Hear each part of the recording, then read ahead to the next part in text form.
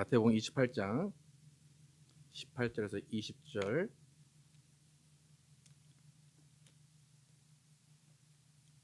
함께 한 목소리로 읽도록 하겠습니다. 18절부터 시작.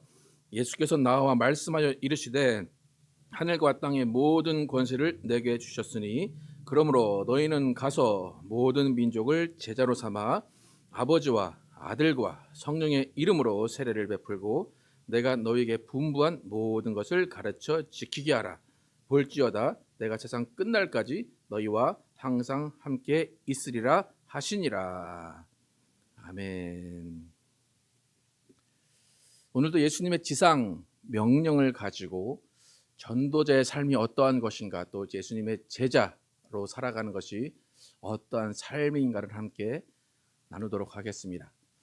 지난 시간에 예수님이 첫 번째로 명하신 그 명령, 너희가 아버지와 아들과 성령의 이름으로 침례를 주라 한 그 명령을 가지고 나눴습니다. 예수님께서 이 땅에 오셔서 그 세례 침례 요한부터 시작해서 예수님과 침례 요한이 외친 것은 뭐냐면 회개하라 천국이 가까이 왔느니라 하는 외침을 함께 외쳤습니다. 회개하라 천국이 가까이 왔느니라. 회개하라 천국이 가까이 왔다, 이 말은 무엇입니까? 너희가 회개해라 그러면 천국에서 함께 살 것이다 라는 것입니다. 그러니까 천국이 가까이 왔다, 그냥 가까이 와서 봐라, 그것이 아니라 천국에서 함께 살자라는 것이 침례 요한과 예수님의 공통된 외침이었습니다. 예수님은 하나님의 나라의 권세를 가지고 이 땅에 오셨습니다. 그런데 우리가 하나님의 나라에 가서 살 수 있는 첫 번째 조건이 있습니다. 그냥 아무렇게나 들어가는 것이 아니라 반드시 거쳐야 되는 필수 조건이 있습니다. 요한복음 3장 3절 함께 같이 한번 읽어보도록 하겠습니다. 시작. 예수께서 대답하여 이르시되 진실로 진실로 내게 이르노니 사람이 거듭나지 아니하면 하나님의 나라를 볼 수 없느니라. 회개하라 천국이 가까이 왔느니라. 그래서 천국에 같이 살자라고 했는데 예수님은 회개하지 않으면, 또 거듭나지 아니하면 천국을 볼 수 없다, 천국에 갈 수 없다라고 말씀하셨습니다. 그러니까 예수님이 함께 살자라고 하셨을 때 그것에 응답하려고 하면 회개하고 거듭나야 됩니다. 그래서 예수님이 첫 번째로 지상명령에서 제시하신 거듭나는 방법, 그것이 물과 성령으로 침례를 받는 겁니다. 그래서 아버지와 아들과 성령의 이름으로 침례를 받음으로 인해서 그 후에 하나님의 나라에서 함께 살 수 있게 됩니다. 그러니까 예수님의 바람은 하나님의 나라에서 함께 사는 겁니다. 하나님의 나라 함께 살기 위해서 거듭나는 겁니다.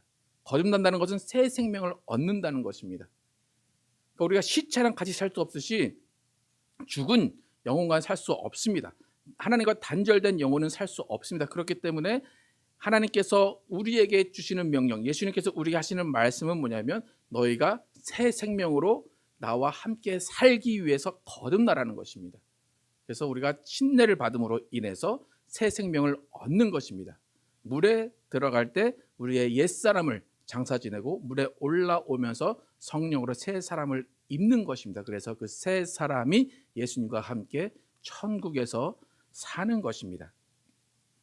저렇게 예수님이 천국에서 함께 살자 말씀하셨는데 예수님이 아버지와 아들과 성령의 이름으로 침례를 주라라고 말씀하신 그 이후에 하신 말씀을 오늘 한번 살펴보도록 하겠습니다. 그래서 침례를 통해서 새 생명을 얻어서 살아났습니다. 이렇게 새로운 생명으로 태어난 사람이 이제부터 하나님과 예수님과 함께 살아갑니다. 이것을 우리는 연합이라고 이야기했습니다. 그러니까 침례를 받음으로 인해서 새 생명을 얻었다. 또 새 생명을 얻음으로 인해서 예수님과 함께 살게 됐다. 연합하게 됐다. 이 내용이에요. 그런데 잘 생각을 해보시면 제가 이제 오늘 본문을 쭉 생각해보다 묵상하다가 생각이 든 것이 뭐냐면, 예수님과 함께 사는 것, 겉으로는 함께 산다라는 것이 되게 좋아 보이긴 하는데, 지금 시대에 함께 산다라는 개념과 예수님의 시대에 예수님 말씀하신 함께 산다라는 그 어떤 관계성의 그런 어떤 과정, 그것이 지금 시대와는 조금 다른 것 같습니다. 예수님이 침례를 통해서 함께 살자, 연합하자 그러셨어요. 그런데 지금 시대에는 만약에 연합한다라고 하면, 우리가 연합한다라는 것은 결혼이라는 그런 어떤 제도를 통해서 연합이라는 것을 이루게 되는데, 지금 시대에는 결혼하기 위해서는 누군가가 만나야 됩니다. 일단 만나고 그 만남의 과정 가운데 이 사람이 어떤 사람인가, 이 사람의 성격을 알아보기도 하고 이 사람의 행동을 알아보기도 하고, 알아보는 과정 가운데 이 사람과 함께 살 수 있겠구나, 이 사람은 나와 백년해로를 할 수 있겠구나라고 판단된 후에 그 다음에 함께 살게 됩니다. 그런데 예수님이 함께 살자라고 한 것은 그런 예수님을 알아보는 과정, 예수님의 성품, 예수님의 행동을 보는 것이 아니라 무조건 함께 살자라고 해서 예수님이 연합을 먼저 제시하신다는 것입니다. 그러니까 예수님과 함께 사는 그 삶의 과정을 보면 먼저 살기 시작하는 거예요. 먼저 살기 시작해서 그 다음부터 예수님을 조금씩 알아가는 겁니다. 예수님을 알아가다 보니까 예수님이 사랑스럽고 예수님에게 푹 빠져드는 그런 과정을 거치게 됩니다. 그러니까 지금의 연합과 예수님이 원하시는, 예수님이 말씀하시는 연합과는 조금 차이가 있는 것 같습니다. 근데 제가 또 묵상을 하다가 좀 생각을 해보니까, 그러니까 저희 할머니 세대, 지금 저희 할머니가 90세 중반이신데 저희 할머니 세대의 어떤 결혼 풍습은 어땠을까 생각을 하다 보니까, 할머니 세대의 결혼은 사진 한 장 보고 결혼하던가, 아니면 그 이전에 사진도 없는 때에는 결혼식장에서 신부와 신랑이 서로 이렇게 가리고 있다가 그 맞절하면서 그들 처음 만나는 그 순간을 시작으로 해서 연합이 이루어집니다. 그러니까 예수님께서 침례를 통해서 연합으로 시작해서 그 다음부터 예수님을 알아가면서 예수님을 사랑하는 것과 마찬가지로 이 전 시대, 오래전 시대에 그 사람들도 처음 보는 사람과 결혼식장에서 만나고, 그 다음에 그 연합을 통해서 그 다음부터 삶을 시작하게 되고, 때로는 사랑도 하게 되고 때로는 어려움을 겪기도 됩니다. 그러니까 예수님이 말씀하시는 연합이라는 것이 어떻게 보면 좀 모험이라고 할 수 있습니다. 예수님을 모르는 사람들이 내가 어떻게 예수님을 알고 내가 예수님을 어떻게 믿고 따라라고 말할 수 있는 위험성이 있다고 여겨질 수도 있습니다. 그런데 예수님은 그런 연합이 먼저라고 생각하시고, 연합한 후에 그 다음에 예수님을 알아가고 예수님을 사랑하는 방식으로 신앙을 하도록 하셨습니다. 여러분, 교회 오자마자 예수님 사랑합니다 라고 고백하는 사람은 없습니다. 제가 지금까지 많은 사람들을 만나봤지만 예수님 사랑해서 교회 왔어요 라고 말하는 사람은 아무도 없었습니다. 얼떨결에 교회 와서 얼떨결에 침례받고 얼떨결에 성령 받고 얼떨결에 교회 생활하다 보니까 어느 순간에 나도 모르는 사이에 예수님을 사랑하게 되는 그런 과정을 겪게 됩니다. 그러니까 지금의 어떤 연합과는 조금 차이가 있지만, 예수님은 이런 방식으로 예수님과 연합하고 예수님을 사랑하게 하신 것 같습니다. 그래서 예수님께서 말씀하신 연합, 또 예수님께서 그 연합 이후에 예수님을 사랑하고 예수님과 함께 살아가는 그 삶의 과정에서 우리에게 필요한 것이 무엇인가를 오늘 본문에서 말씀해 주십니다.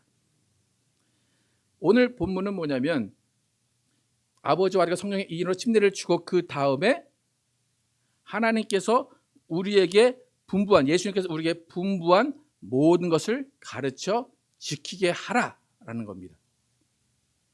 이미 연합은 끝났습니다. 연합이 끝났고 그 이후에 내가 너에게 분부한 모든 것을 가르쳐 지키게 하라. 그것이 오늘 본문의 내용입니다. 연합했을 때 예수를 사랑한다라고 고백을 한 사람 많이 없습니다. 그런데 우리의 목표는 예수님을 사랑하며 살아가는 것이 우리의 목표입니다. 그래서 그 목표를 이루기 위해서 예수님께서 과정을 설명해 주셨는데, 그것은 내가 너에게 분부한 모든 것을 가르쳐 지키게 하라는 것입니다. 그러니까 예수님과 함께 사는 삶 가운데 예수님을 사랑하는 그 과정, 그 목표를 이루기 위해서 우리에게 필요한 과정이 하나님의 말씀을 지켜 행하는 것입니다. 요한복음 14장 15절에 예수님은 이렇게 예수님을 사랑하는 그 과정 가운데 우리가 거쳐야 되는 과정에 대해서 말씀하십니다. 함께 요한복음 14장 15절을 함께 한번 읽어보도록 하겠습니다. 시작. 너희가 나를 사랑하면 나의 계명을 지키리라. 다시 한번 읽겠습니다. 시작. 너희가 나를 사랑하면 나의 계명을 지키리라. 예수님과 연합한 자들이 예수를 사랑해야 돼요. 그런데 그 사랑은 최종 목표예요. 그 목표에 가기까지 우리에게 필요한 것은 예수님의 계명을 지키는 것입니다. 예수님의 말씀을 지키는 것입니다. 그러니까 예수님의 계명을 지켜서 따라가는 사람이 결국에는 예수를 사랑하게 된다는 것입니다. 그러니까 사랑이 먼저냐 아니면 예수님의 계명을 따르는 것이 먼저냐라고 질문할 수 있는데, 제 생각에는 예수님의 계명을 지켜가면서 하나님을 또 예수님을 사랑하는 관계로 발전하게 된다라고 생각이 듭니다. 예수님이 우리에게 주신 분부하신 모든 것들, 분부하신 계명들, 그것은 그렇게 복잡한 게 아닙니다. 우리가 잘 알고 있는 대로 서로 사랑하라, 그것이 가장 큰 것이고, 또 너희는 이렇게 기도해라, 또 이렇게 평안해라, 이렇게 서로 양보해라, 이렇게 서로 좋아해라 라는 그런 어떤 예수님이 우리에게 가르쳐 주신, 예수님이 분부한 것들은 그렇게 복잡하거나 어려운 일들이 아닙니다. 우리가 쉽게 알 수 있고 쉽게 지킬 수 있는 것들입니다. 그래서 우리가 예수님을 사랑한다라고 하게 되면 이미 그 모든 것들을 지켜오고 있다는 것을 예수님이 인정하셔야 됩니다. 여러분, 계명이라는 것은 절대로 의무감으로 지키는 것이 아닙니다. 계명을 지키는 것은 우리가 예수를 사랑하기 때문에 계명을 지킨다고 분명히 예수님은 말씀을 하십니다. 계명을 지키는데, 계명을 지키는 그 마음가짐은 내가 예수님을 사랑하기 때문이어야 됩니다. 우리가 사랑하는 사람 가운데, 사람의 관계 가운데 정말 예수님이 우리에게 말씀하신 것처럼 내가 사랑하는 사람이 우리 앞에 있기 때문에 그 사랑하는 사람의 마음을 알고 그 사랑하는 사람이 하기 원하는 것들을 해줍니다. 그가 원하는 것을 따라줍니다. 그것이 사랑을 완성해 가는 것입니다.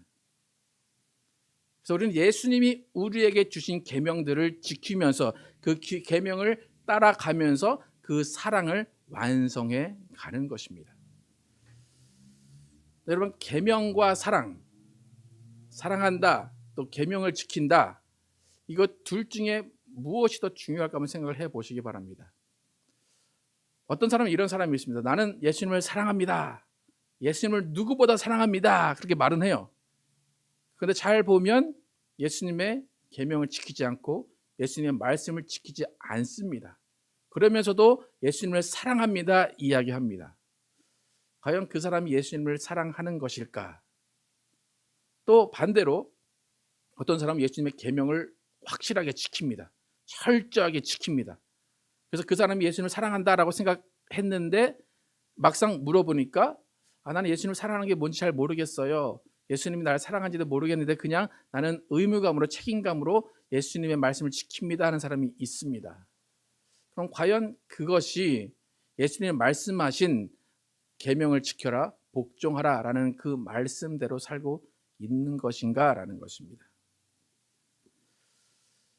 우리가 예수님을 사랑한다라고 할 때 예수님을 사랑하는 과정 가운데 예수님은 분명히 말씀을 지키라고 하셨습니다. 그 말씀을 지켜가는 그 결과는 우리는 예수를 사랑하기 때문에 그 말씀을 지킨 것으로 드러나야 됩니다. 이렇게 침례를 받고 나서 그 다음에 예수님이 분부한 모든 것들을 가르쳐 지키게 해야 되는데, 사실 교회에 새로운 사람들이 예수님의 계명, 예수님의 말씀을 스스로 지켜내기는 쉽지 않습니다.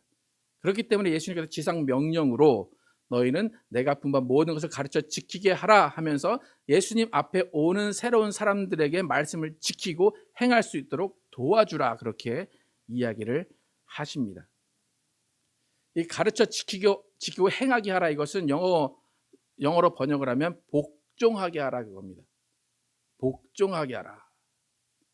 그러니까 만약에 이 복종하게 하라는 이 말을 오해하게 되면 마치 어떤 조교나 어떤 그 스파르타식 교육하는 사람들처럼 억지로 외우게 하고 억지로 가르치는 것이라 생각을 할 수가 있습니다. 그런데 예수님은 그런 의미로 말씀하신 것이 아닙니다. 예수님의 이 말씀은 뭐냐면, 예수님을 사랑하는 마음이 품을 수 있을 때까지, 예수님을 사랑하는 그 마음을 품을 때까지 너희가 옆에서 지켜주고 도와주라라는 것입니다. 그러니까 예수님을 사랑하도록 도와주라는 것입니다. 그래서 예수님을 사랑하는 그 마음에 들 때까지 옆에서 가르쳐주고 행하게 하고 지켜주라는 것입니다.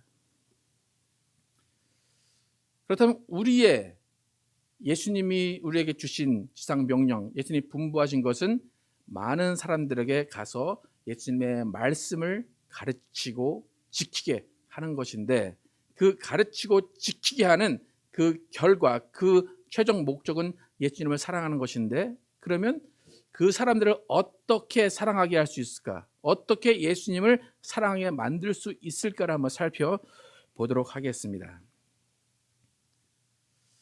여러분, 한번 여러분이 예수님을 사랑했던 그때를 한번 기억해 보시기 바랍니다. 처음으로 예수님의 사랑을 고백했던, 예수님, 내가 예수님을 사랑합니다 라고 고백했던 그때 어떻게 예수님을 사랑하게 되었는지 한번 생각을 해 보시기 바랍니다.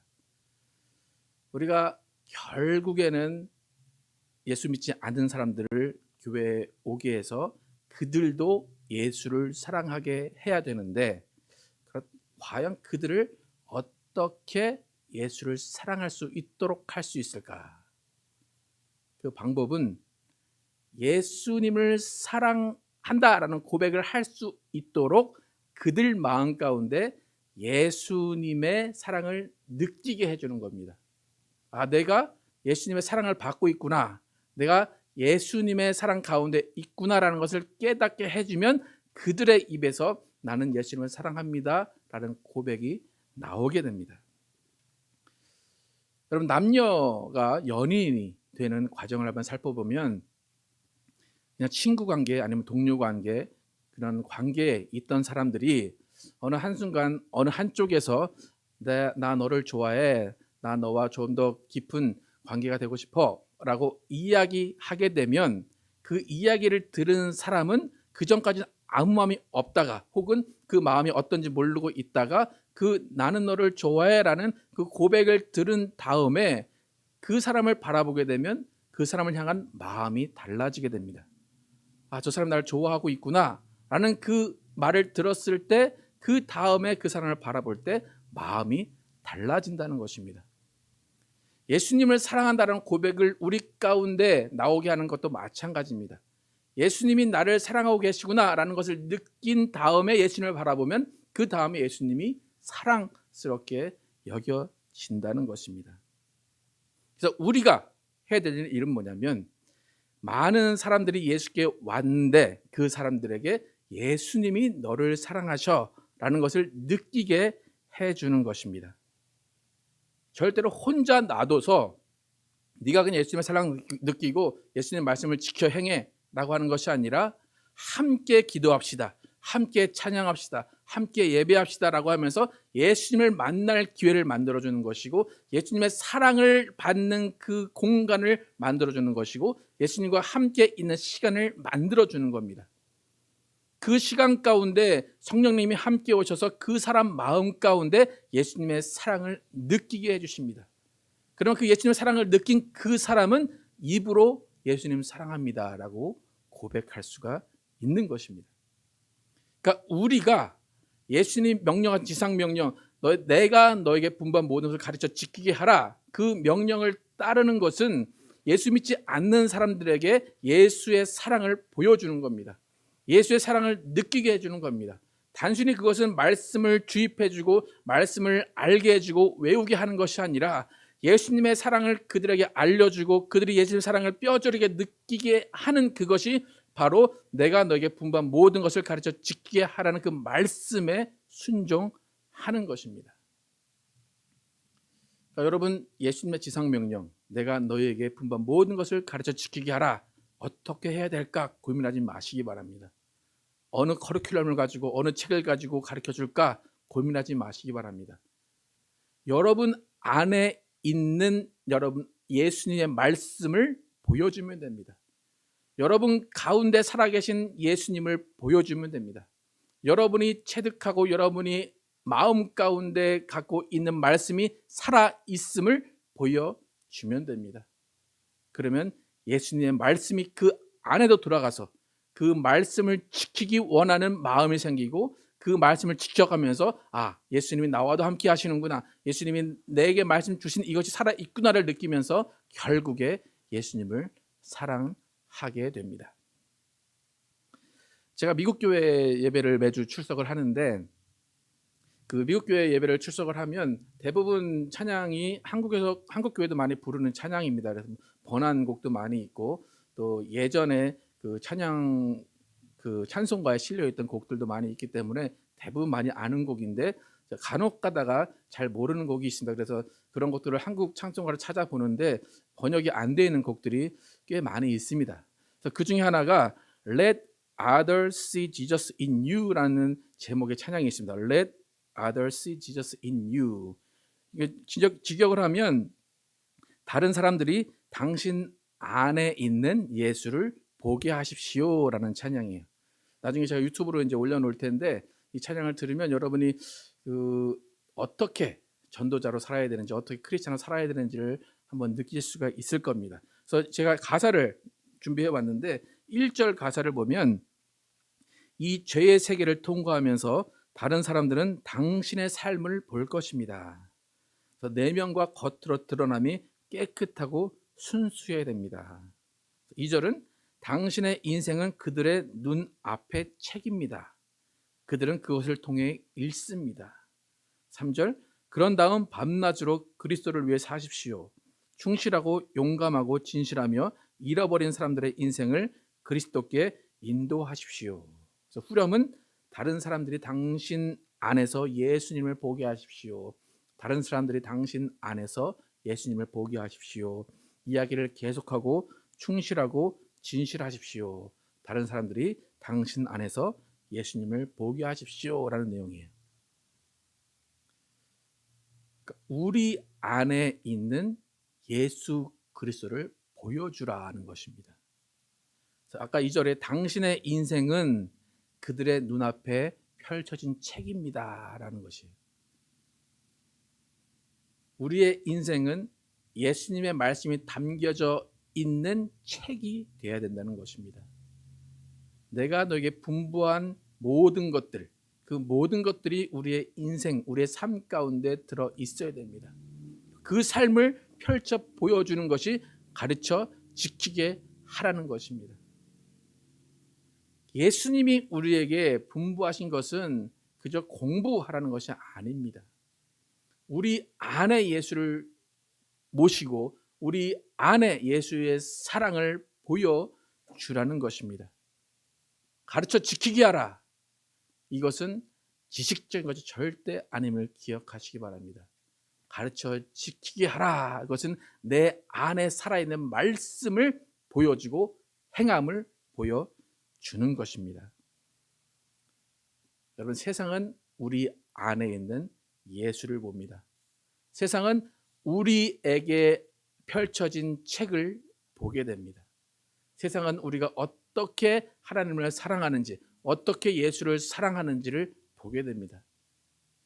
그 결과로 그들은 예수의 사랑을 느끼게 되고 그들도 예수를 사랑한다고 고백을 하는 인생을 살게 됩니다. 여러분, 기독교는 수행하는 종교가 아니라 살아내는 종교입니다. 하나님과 함께 살고 예수님과 함께 삶을 보여주는 것이 우리 기독교의 특징입니다. 그래서 우리가 오늘 기억해야 될 것은 우리가 예수를 사랑하면서 그 사랑하는 가운데 말씀을 복종하는 그 모습을 보여줌으로 인해서 세상에게 예수의 말씀을 지키고 가르쳐 지키게 하는 것입니다. 그래서 우리의 삶은 어쩌면 예수님의 거울일지도 모릅니다. 우리가 예배 끝나고 항상 찬양하지만 우린 작은 예수라고 찬양을 합니다. 우리의 손과 발은 예수의 손과 발이라고 찬양을 합니다. 여러분, 예수님이 우리에게 명령하신 이 명령을 어떻게 받아들이실 것인가 한번 결단하시기 바랍니다. 내가 너에게 분부한 모든 것을 가르쳐 지키게 하라. 여러분, 예수님 분부하신 것을 어떻게 가르치고 있습니까? 어떻게 행하게 하고 있습니까? 우리가 먼저 행하고 있지 않고 우리가 먼저 예수님의 사랑을 보여주지 않는다면 그들은 절대로 예수님을 만날 수 없고 예수님의 사랑을 받을 수 없고 예수님을 사랑한다고 고백할 수가 없을 것입니다. 그래서 우리 모두는 예수님의 사랑을 안고 그 예수님의 사랑을 복종으로 실천하면서 예수님의 말씀이 우리 가운데 살아있음을 보여주는 여러분과 제가 되기를 예수 이름으로 축복합니다.